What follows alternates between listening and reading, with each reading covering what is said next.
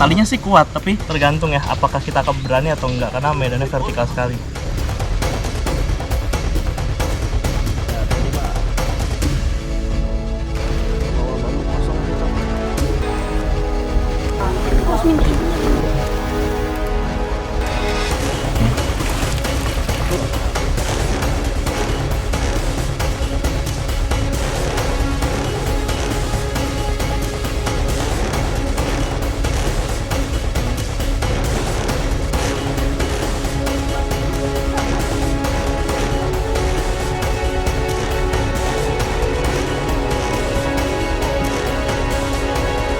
Kau bisa. Di manakah kau pernah bermimpi? Di manakah janjimu selama ini?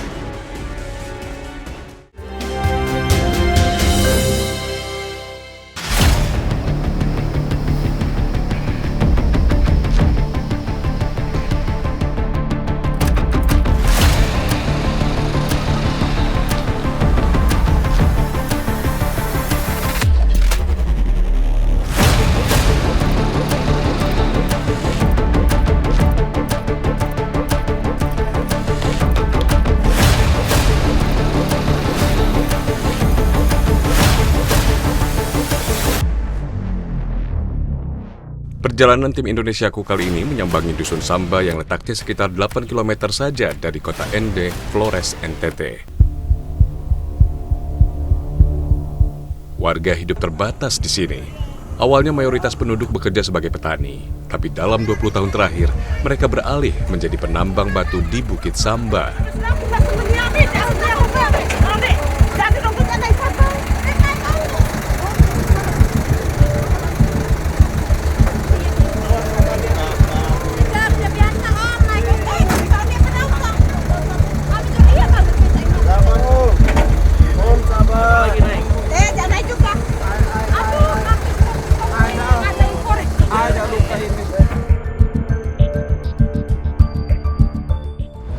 Ini tadi dari Kampung Samba, mama-mama sudah masak bekal dan kita akan menuju ke tambang batu tempat mereka bekerja sama bapak-bapak, mama-mama ini. Karena jaraknya jauh dan juga mendaki, jadi kita harus menunggu dump truck walaupun tidak selalu ada gitu ya. Jadi tadi kita harus menunggu agak lama. Faktanya memang desa-desa di Kecamatan Ende ini berdiri di atas tumpukan batuan dan pasir terbaik di Pulau Flores. Batu-batu inilah yang kemudian ditambang warga.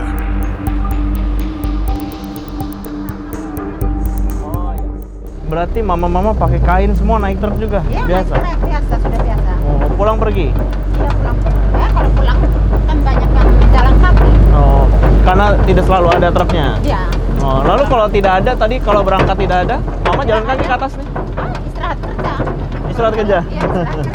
Ya, sudah bawa bekal, bawa pulang lagi. Oh, ini memang selalu bawa anak, Iya. perempuan banyak yang ikut Ya, gitu? banyak. Ya, tak hanya kaum pria, perempuan dan anak-anak juga tak jarang ikut menambang. Hati-hati kaki. Ya. Aduh. Hati-hati.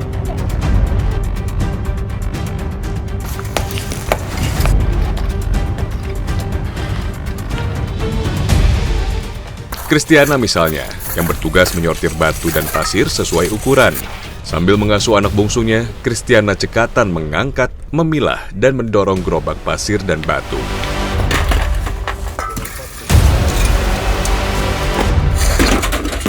Samba ini tanah ulayat, tanah adat gitu ya. Jadi siapa saja boleh menambang, tapi mereka harus menentukan pembagiannya. Misalnya di titik ini ada 3 keluarga atau 3 kepala keluarga ya. Jadi ada satu tengah ini punya Mama Kristiana dan Bapak John.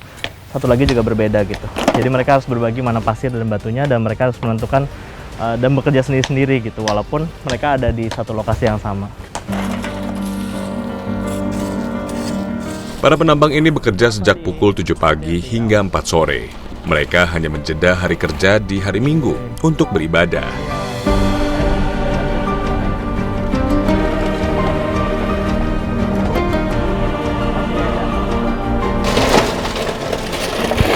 Aduh. Ini mama kan udah biasa strong banget nih sebenarnya.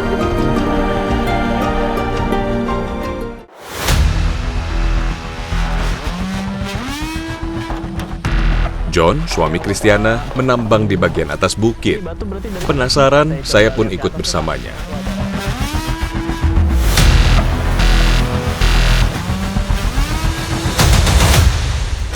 Usianya tidak bisa dibilang muda, tapi nyalinya luar biasa besar. Saya pun membantu John menggulirkan pasir dan batu ke bawah. Resikonya, pijakan saya ini bisa sewaktu-waktu ikut longsor. Bila tiba-tiba gerimis dan hujan datang, mereka pun bergegas lari ke dusun Samba, karena batu dan pasir ini akan longsor terbawa air. Ini anak-anak ada yang ikut? Nggak ikut Kemana mereka? ke sekolah. Oh, sekolah. Ya, Bapak arahkan mereka untuk ikut kerja tidak? tidak. Kenapa? Nanti kali ada uang, suruh mereka ke sekolah. Kali tidak ada uang, terpaksa kerja gini sudah.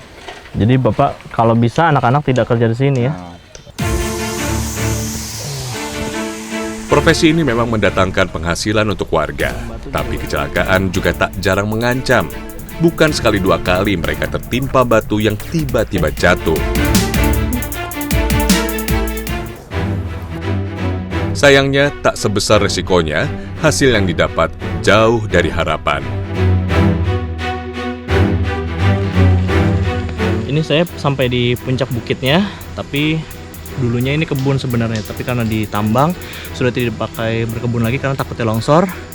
Saya akan turun dari atas pakai tali sama Bapak, insya Allah bisa.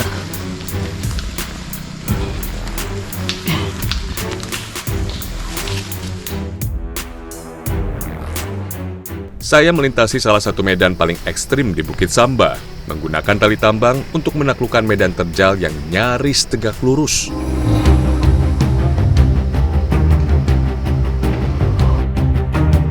berapa aja kan? Terus.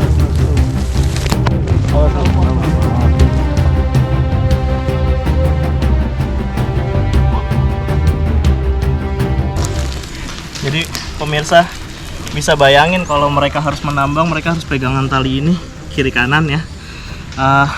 Talinya sih kuat, tapi nyali kita yang tergantung ya, apakah kita akan berani atau enggak, karena medannya vertikal sekali. John saja yang hampir setiap hari melintasi titik ini masih harus meraba jalan mana yang aman ia lalui. Apalagi saya yang harus melawan rasa takut saat pertama kali melintasi jalur mendaki ini.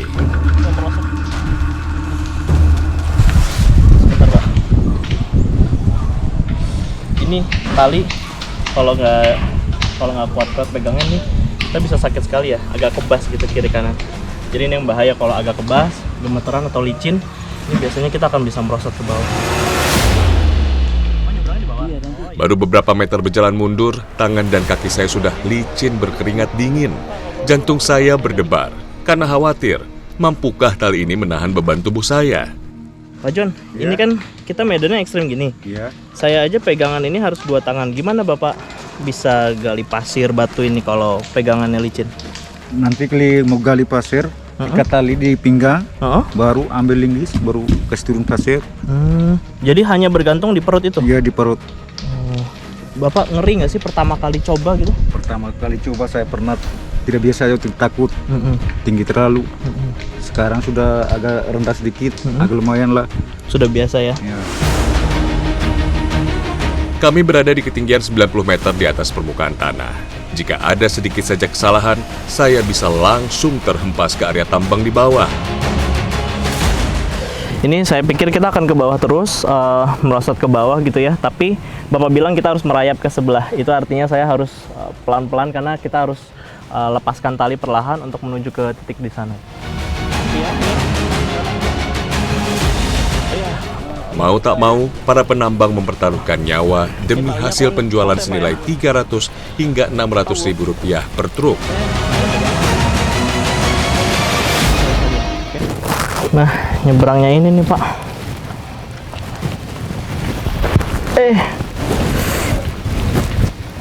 Pak. Aduh. Akhirnya sampai di tebing sebelah. Walaupun mungkin jaraknya cuma 1 meter 2 meter ya, tapi ini menegangkan sekali karena kita masih berdiri di titik yang vertikal.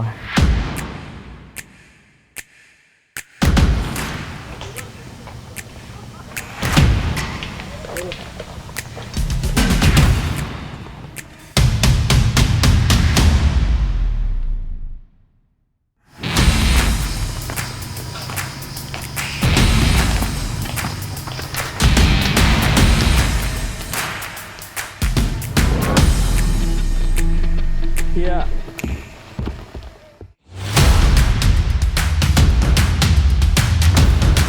Awas Bu. Awas Bu.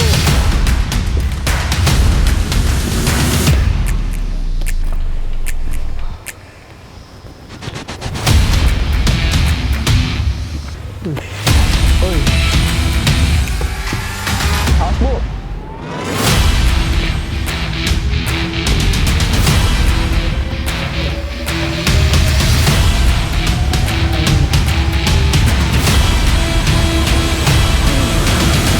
Sedikit lagi ya. Aduh, sedikit lagi nih, sudah setengah perjalanan. Tinggal sedikit lagi untuk menuju ke bawah sana tuh. Tapi, oh,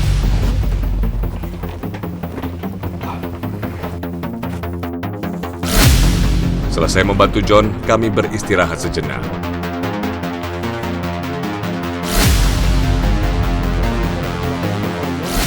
Nggak cukup. Nggak cukup. dengan resiko besar kayak gitu. Gimana lagi? Menurut Bapak yang layak berapa?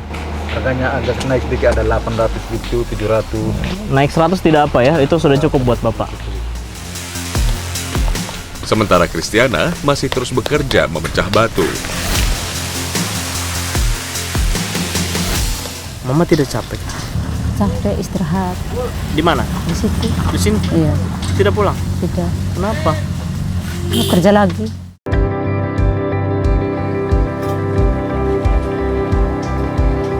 Lelah seharian cukup dipulihkan dengan asupan makan siang dengan menu seadanya.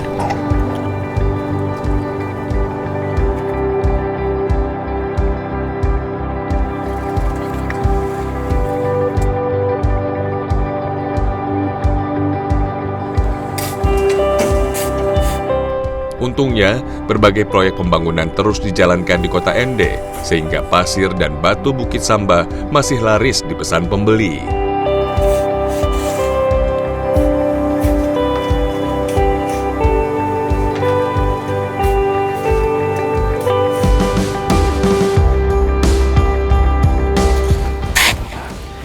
Pasir Bukit Samba ini bisa dikatakan sebagai salah satu yang terbaik di Flores karena dari Bukit Samba dikirim ke kota-kota sekitarnya, ke kota Ende, sampai ke Labuan Bajo, Ruteng, Bajawa, bahkan sampai ke kota Maumere. Jadi bayangkan pasir ini dipercaya untuk membangun dan menjadi fondasi dari bangunan-bangunan pemerintahan di kota-kota di Flores. Ya, begitulah potret realita di sini. Warga masih jauh dari sejahtera, meski bekerja dilakukan hingga bertaruh nyawa.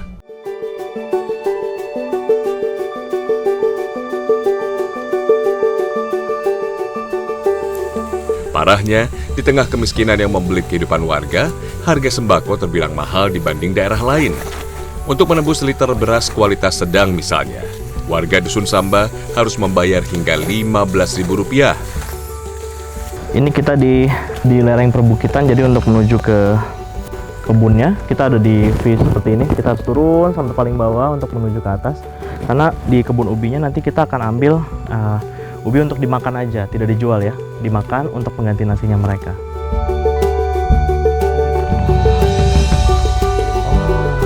Akhirnya kebanyakan warga mengandalkan ubi sebagai makanan pokok yang paling murah, terutama ketika pasir dan batu tak laku dijual. Tak jarang, ubi disantap tanpa lauk karena pendapatan yang sangat pas-pasan.